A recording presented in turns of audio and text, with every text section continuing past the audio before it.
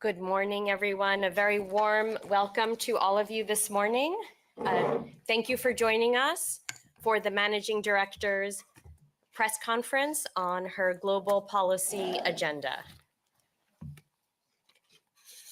As usual, we will begin with some opening remarks from the Managing Director, and then we will turn to your questions. So, Kristalina, the floor is yours. Thank you very much. So good to see you, bright and early. As always, we meet to reflect on the global policy agenda that we present to our members. And this year is not an exception. So here it is. I want to start, though, this time from you to recognize the important work you do in a world that is unfortunately marked by turbulence and war. Breaks my heart to see the conflicts in the Middle East, in Ukraine, around the world.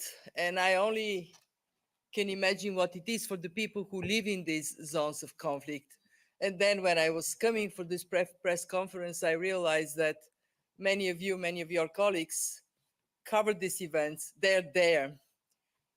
So thank you for your hugely important work. And thank you for being today with us, with Julie and me. As you saw on Tuesday, when we released our latest World Economic Outlook, the global economy has held up remarkably well. Inflation continues to decline thanks to the concerted efforts of central banks, and also thanks to the ease in supply chain performance. Growth remained in positive territory, and interest rates are going down. For most of the world, soft landing is in sight. But people are not feeling good about their economic prospects. Everybody I ask here, how is your economy? The answer is good. How is the mood of your people? The answer is not so good. Families are still hurting from high prices, and global growth is anemic. We expect the global economy to grow by 3.2% this year and slow to 3.1% annual growth in 5 years. This is the lowest medium-term outlook in decades. And trade is no more a powerful engine of growth. We live in a more fragmented global economy. Meanwhile, public debt is on track to surpass $100 trillion this year, an all-time high, an equivalent to 93% of global GDP. By 2030, we expect that figure to approach 100% of GDP. So here is the bottom line. The global economy is in danger of getting stuck on a low growth, high debt path. That means lower incomes and fewer jobs. It also means lower government revenues, so less investment to support families and fight long-term challenges like climate change. These are anxious times. With these problems in mind, we have just published our latest global policy agenda. Here it is one more time if you haven't seen it the first time around. And it is very straightforward. It focuses on two priorities: secure the soft landing and break out of the low growth, high debt path. How can we do this? First, ensure that inflation gets back to target everywhere. Major central banks, including in the US, have rightly embarked on an easing path. The trick now is to finish the job on inflation without unnecessarily damaging the job market. Second, now is the time to act on debt and deficits. After years of much needed fiscal support in response to shocks, now is the time to rebuild fiscal buffers. In most countries, that can be done gradually, but it needs to start now. Third, and most important, it is crucial that countries carry out pro-growth reforms. From cutting red tape to improving governance, we have seen reforms being a source of significant benefits across countries.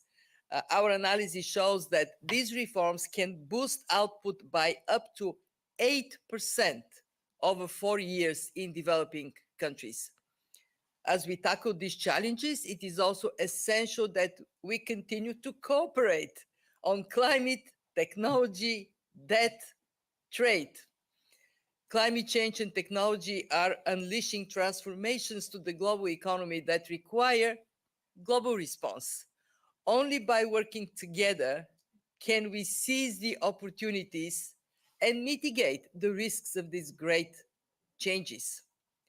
On debt, we are making progress under the G20 Common Framework to speed up debt restructurings. The Global Sovereign Debt Roundtable that met yesterday is helping to make the process more predictable and efficient.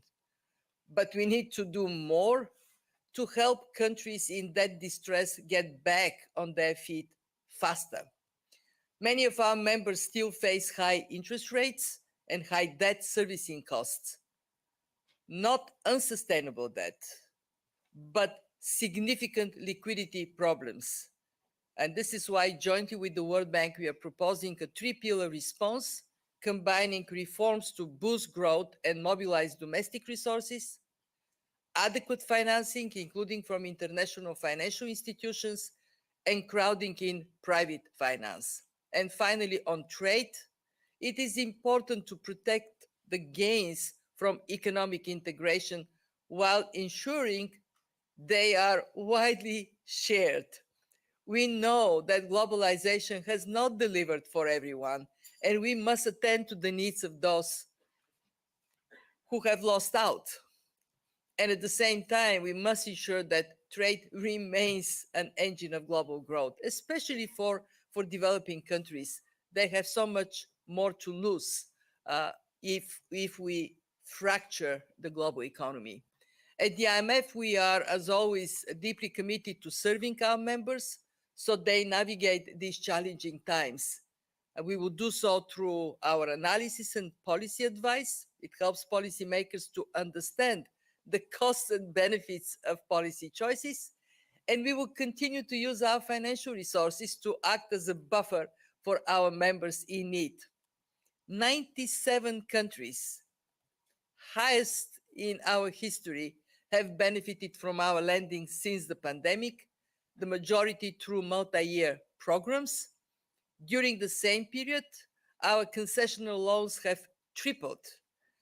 Interest in the Resilience and Sustainability Facility continues to grow. We have 20 countries now using the facility to enhance their climate resilience, almost double the number when we met a year ago. And there are many more expressing interest. And I want to mention three firsts. In April, for the first time, we reached our precautionary balances target of about $30 billion. This safeguards the fund's financial soundness.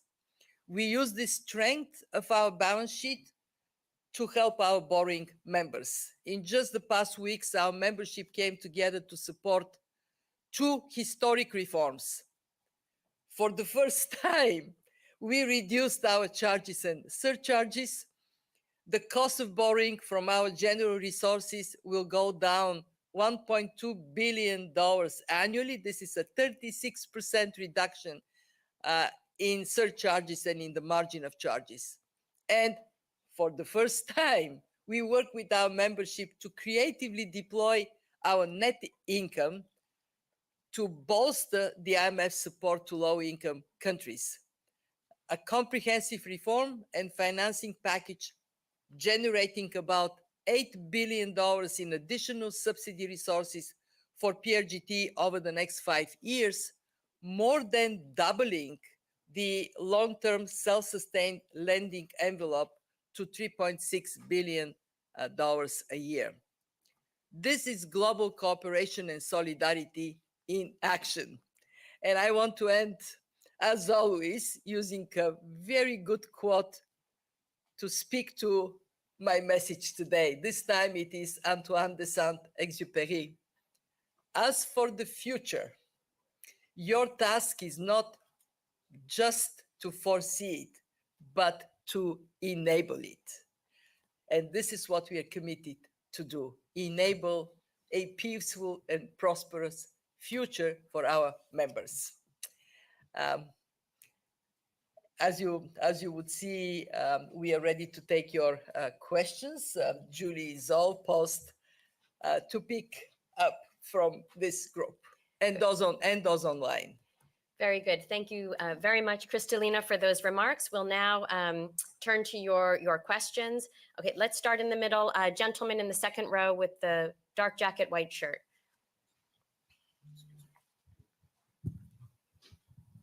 Good morning, Kristalina. Daniel Davis, Agence France Presse. Thanks very much for taking my question. I was wondering, you've spoken in the past and today as well of your concern over trade fragmentation and its impact on the global economy. I was wondering, what do you make of the joint declaration adopted by members of the BRICS group of countries in Kazan yesterday, calling for the creation of an independent payment system dubbed the BRICS Bridge? How concerned are you about the fragmentation of the global payment system? Thank you. The idea of having a payment system of a group of countries is not new. What we need to see is more details. What is it in this idea? How that may translate into reality, and then we would be able to assess it. But more broadly, what I recognize is that we have different members forming different groupings, but all members support the IMF. Very good. Okay, let's go to this side. I will take the woman in the front in the pink jacket. Good morning. My name is Rachel, financial journalist at 21st Century Business Herald, Guangdong, China. So my question is that given the global nature of many challenges, you just talked about like high debt and slowing economic growth rate. So how should countries work together to foster future economic growth rate? And also during this process, what role does IMF in facilitating this economic growth? Thank you. We have ample evidence that when countries cooperate, everybody benefits. We also have ample evidence that when there is a higher uncertainty, the value of cooperation is higher. When the world felt in the terrible hands of the pandemic, we had enormous uncertainty, what is going to happen next. And at that time, cooperation of our members within the IMF, cooperation of members in the G20, it has helped crystallize what are the right policies to take and then synchronize global response. And in that spirit, the IMF continues to do three things for our members to nurture that spirit of cooperation.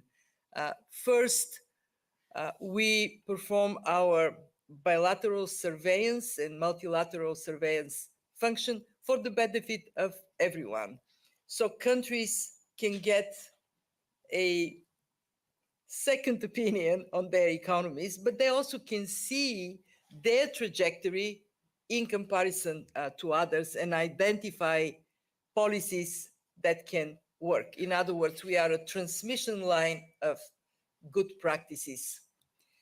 Two, we are there for countries that may face financial difficulties. As I mentioned, we are at a record high level of lending because of the complexities of problems countries face.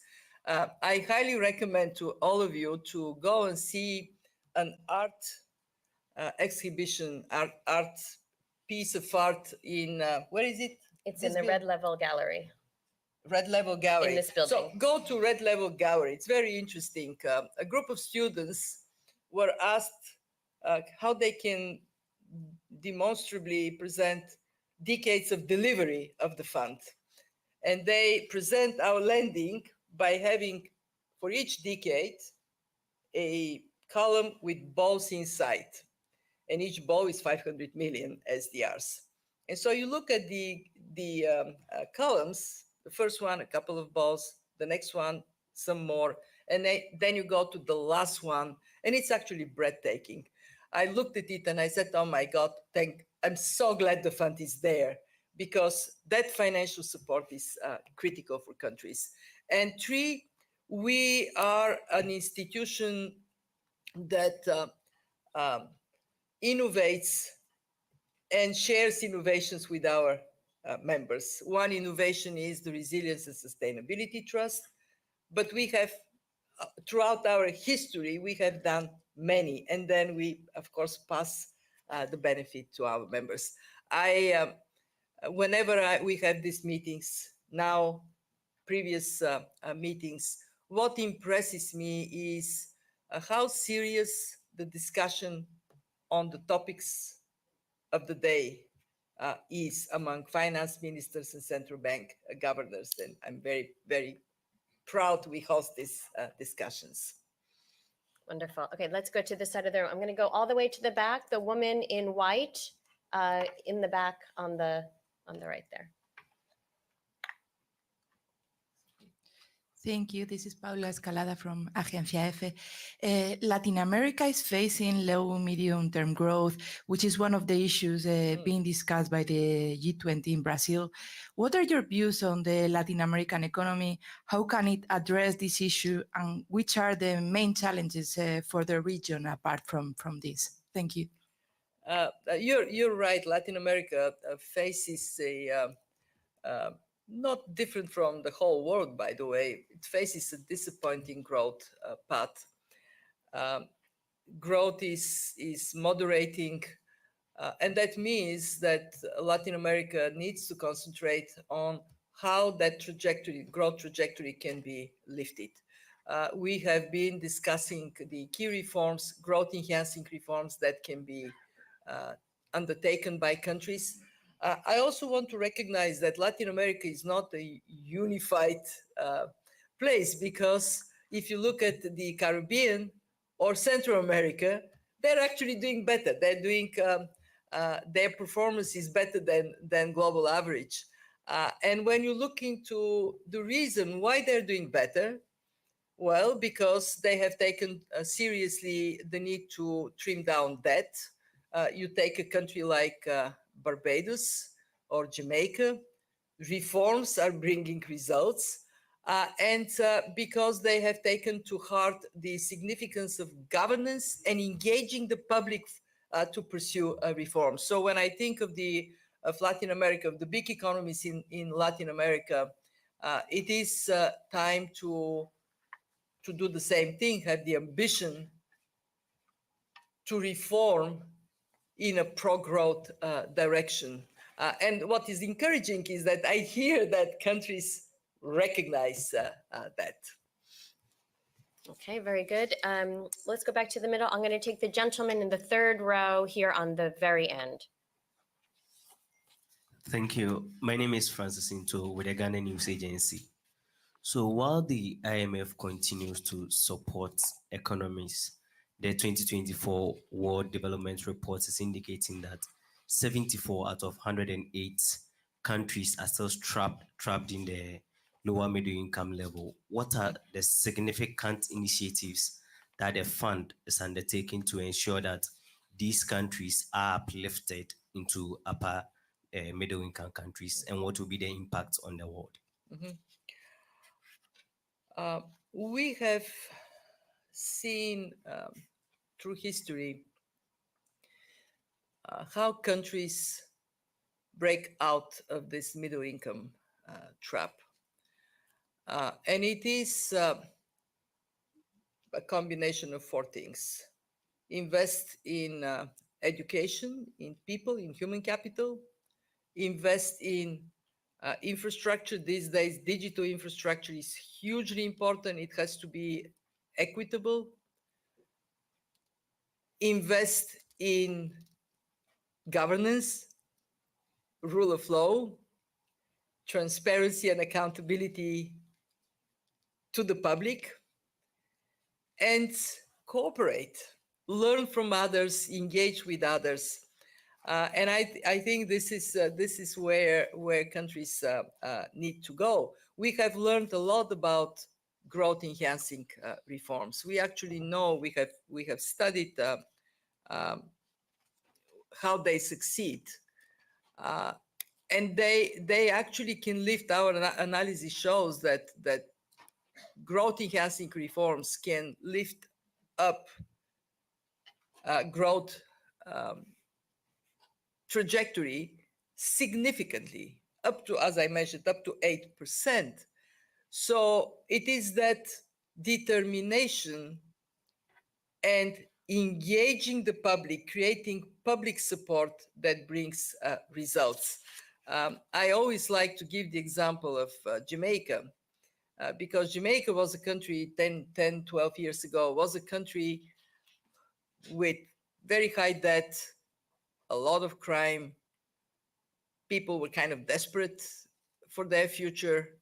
Well, they brought that down by half, and they moved the country in a very positive growth trajectory by that holistic approach to development.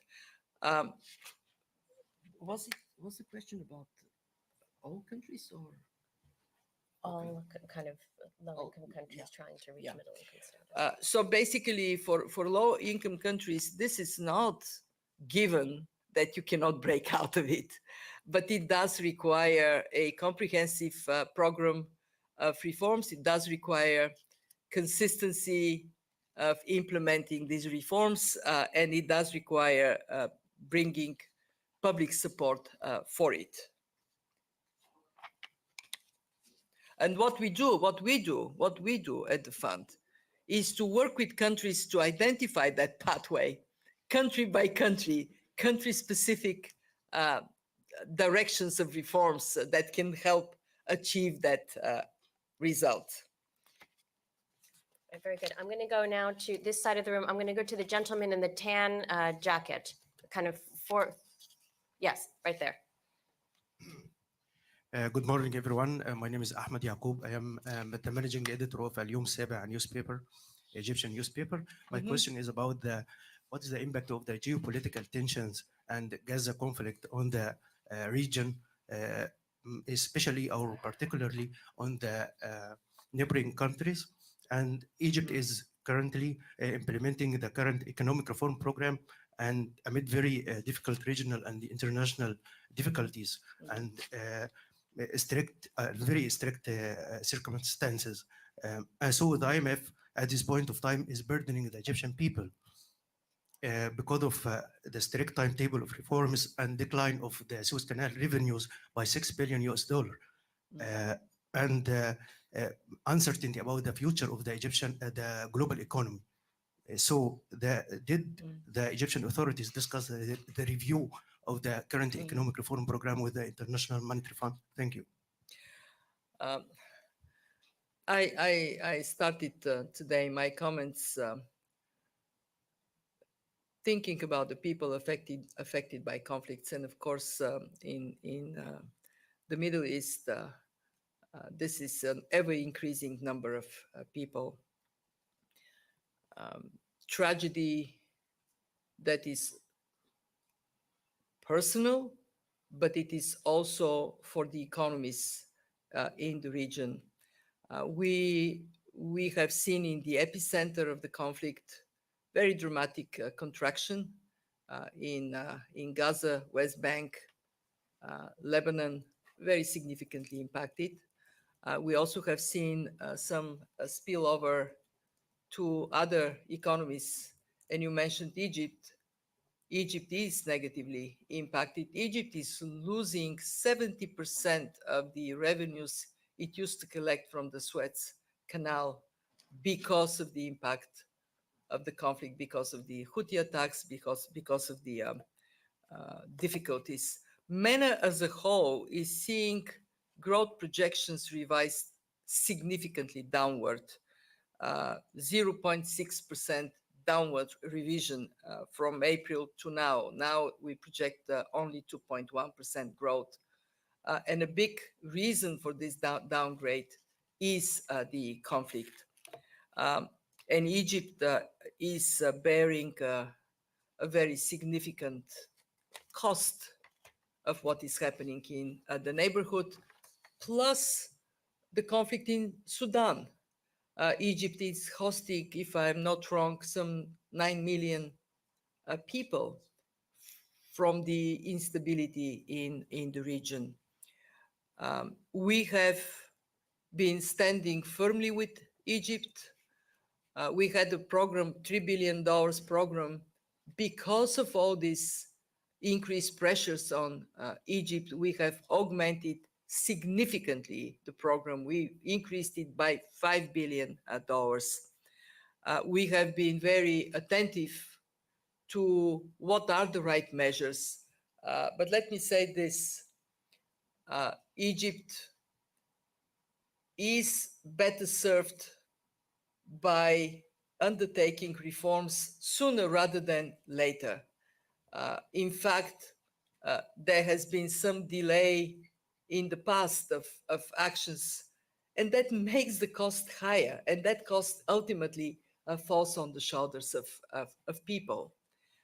I will go to Egypt in about 10 days, exactly for this reason. I would like to see for myself what is happening in the country. I want to hear what are the views, and we would look into the support of the fund from the perspective of what is best for the country. We have been very open to adjust the Egyptian program or any other program to what is best to serve people. But let me say that we're not going to do our job for the country and for the people of the country if we pretend that action that needs to be taken can be forgone. Because the only thing that happens is the price of this action goes up. Okay, we'll go. My deepest sympathy to everybody in the Middle East, and my heartfelt friendship to people there. So look forward to visiting Egypt. Okay, let's go right here in the middle. A woman in the beige blazer. Thank you, Julie, for taking my question. I'm Marlene Shong with Xinhua News Agency. So, Managing Director Georgieva, I want to ask about the Chinese economy. The Chinese authorities said that it's facing a complicated external environment and also challenges at home. And the government has recently rolled out a number of new measures to boost economy. Yep. I wonder whether you think such measures would be sufficient to help the government reach its growth target. Thank you. Thank you for your question. We will have to carefully assess the measures to be able to determine what exactly is their likely impact. What I can say is twofold. One, that there are measures that go in the right direction. The Chinese economy has been slowing down, and we were projecting. We are projecting today to grow by 4.8% in 2024, 4.5% in 2025. We need to see this package of measures, what is likely to be the impact of it.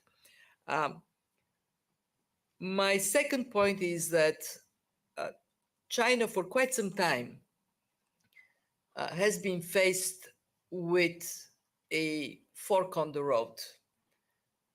Continue with the export-led growth policies, or boost domestic consumption and shift the growth engine to the Chinese consumer. We are on the view that as the Chinese economy has grown so big, it is the latter, domestic consumption, that is the reliable source of growth. We also have been keen to see China recognizing that in the short term, one big obstacle to consumer confidence is in the property sector, and a decisive action to resolve that would help lift up consumer confidence. But when you look at the potential for domestic consumption, by having social security and pension reform that gives people confidence that they don't need to save excessively, they can rely on the system, that would mean that they spend more.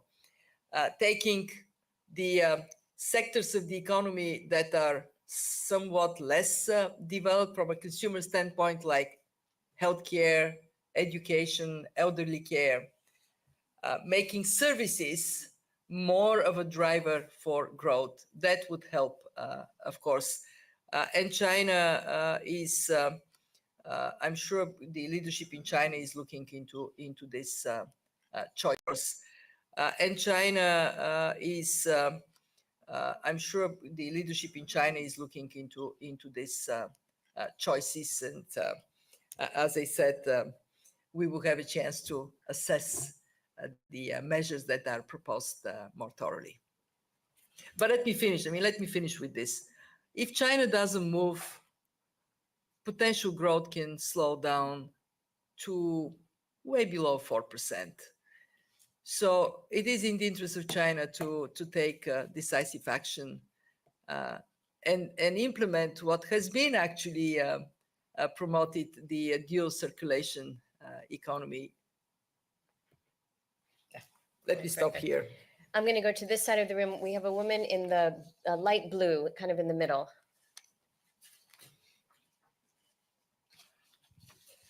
Thank you, Julie, for taking my question. I'm Hacia from the Standard Wealth and Wealth Me Up Thailand. We heard a lot of what policy makers should do in the first, second, and third day, right? But I'm questioning that what is the most important thing that policy maker in developing countries like Southeast Asia, including Thailand, should do to balance growth and stabilization? Because we face a lot of challenges, trade war, climate change, AI, aging society, or even high debt, not only sovereign debt, but also consumption debt, because sometimes each policy conflict each other. And moreover, as Thailand will be host IMF annual meeting, IMF and World Bank annual meeting in 2026. So my question is, what are your recommendations and expectations? Thank you. Thank you for your question. Thailand, one of the countries in the ASEAN, is enjoying a good economic performance. And overall, ASEAN has been a bright spot on somewhat gloomy global economic horizon.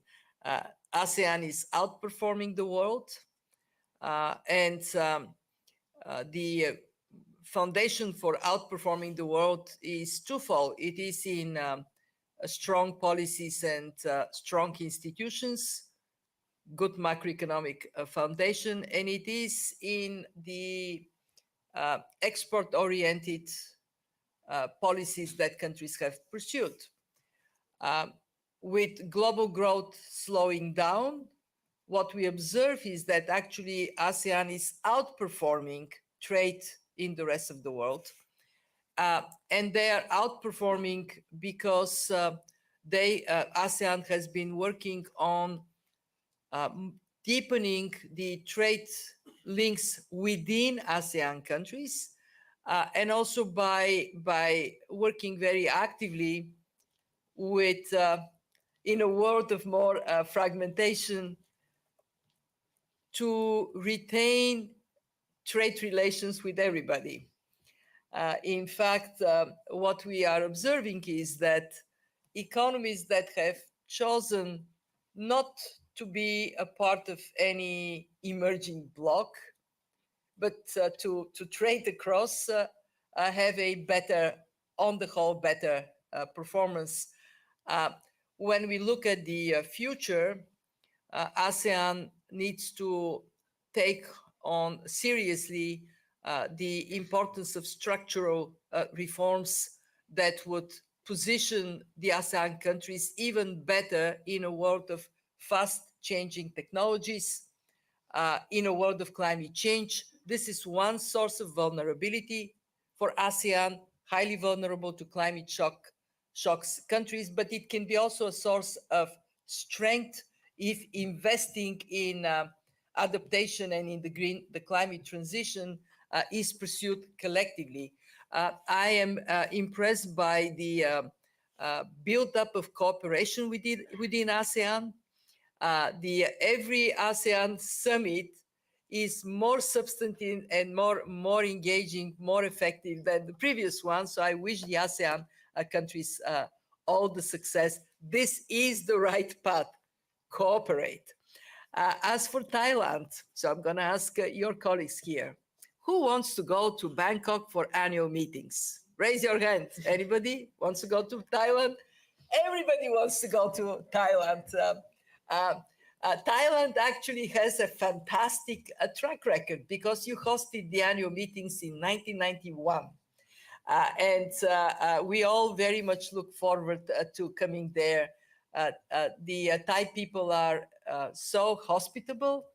The Thai authorities are so keen to make the meetings a success for the global community. They're already thinking of selecting a team for the meeting that could have a lasting impact that we would carry forward as a global community. I myself look forward to come to Bangkok. Very good. So does Julie. Absolutely. So we have time for one final question. I'm going to take the gentleman right in the middle, gray jacket, white shirt, Yaroslav. Right up here. Get me the luck sheet. I can't find it. Latin America. Thank you so much. Yaroslav Dolgopol, Ukrinform News Agency, Ukraine. So recently, the IMF approved the fifth review of the EFF arrangement for Ukraine. Mm-hmm. That means consistent implementation of the benchmarks by the country, including tough reforms. At the same time, the IMF underscored En directo, rueda de prensa que está ofreciendo Kristalina Georgieva, directora del Fondo Monetario Internacional, sobre las conclusiones de esta cumbre que se ha presentado. Estaba hablando de las relaciones comerciales con países asiáticos y de las relaciones financieras con esos países de acuerdo a la política monetaria que se está siguiendo en la actualidad. Vamos a seguir con las palabras de Georgieva. Have shown incredible bravery. And the Ukrainian authorities have done an amazing job to steer the economy during a war very effectively. Performance of Ukraine is remarkable. We have looked into during the fifth review, all benchmarks in the program are met. Very important actions that are around strengthening governance, fight against corruption. We all know that the war is a fertile ground for corruption. Therefore, more needs to be done in that area, and Ukraine is doing it. We have completed the fifth review in exceptionally difficult circumstances. Just to remind everybody, over the last months, Russia has intensified bombing in Ukraine,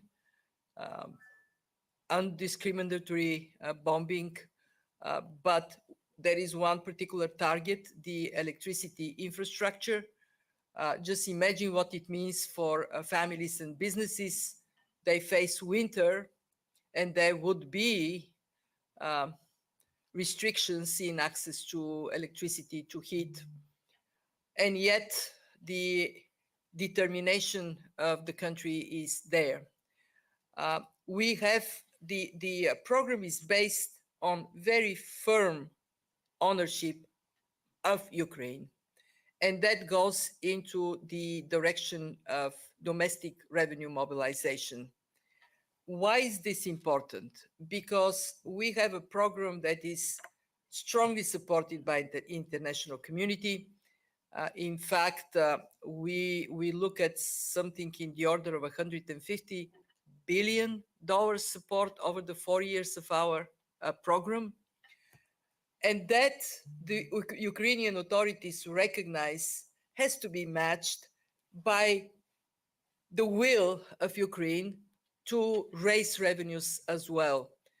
And for that reason, we have been discussing the implementation of the Ukrainian strategy for domestic revenue mobilization. Está hablando Kristalina Georgieva, la directora gerente del Fondo Monetario Internacional, acerca de la situación económica y financiera que vive Ucrania en medio de una guerra en la que se enfrenta a Rusia desde hace ya 2 años. Dan la enhorabuena a las autoridades ucranianas por la labor que han hecho de mantener la estabilidad financiera en el país y por luchar contra la corrupción, decía Georgieva, y hablaba también de los planes de ayuda en los que está trabajando el Fondo Monetario Internacional para ayudar y apoyar a la economía ucraniana en un contexto de guerra. Ukraine's friends has gone up, and what Ukraine is doing is saying, we will do our part. We know it is now harder. We will do our part as well. Very good. So with that, I do need to wrap up this press briefing. I thank you very much for joining us. I invite you to... I just want to go to the question on Latin America, because I told you there are differences. You saw me flipping in my papers. I wanted to see the differences within Latin America. So you look at the Caribbean region only, and you have growth 23, 7.5, 24, 11.9.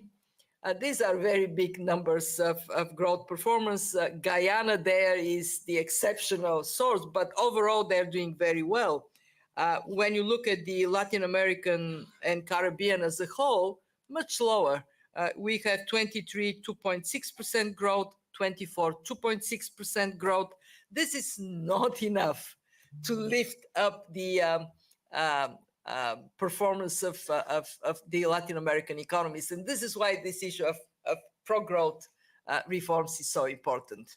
Okay, now we are done.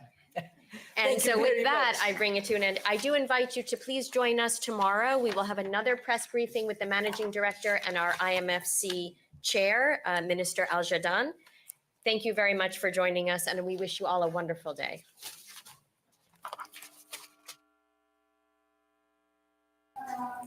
Continúa de esta forma esa rueda de prensa en la que ha participado la directora gerente del Fondo Monetario Internacional para ofrecer una serie de conclusiones sobre la evolución de crecimiento de diferentes países. Ha terminado esa rueda de prensa hablando acerca de la situación en Ucrania y de la importancia de seguir dotando de ayuda al país para mantener su estabilidad financiera en un contexto de guerra con Rusia. Invitaba a la moderadora a continuar escuchando las conclusiones de esta cumbre del Fondo Monetario Internacional en la rueda de prensa de mañana.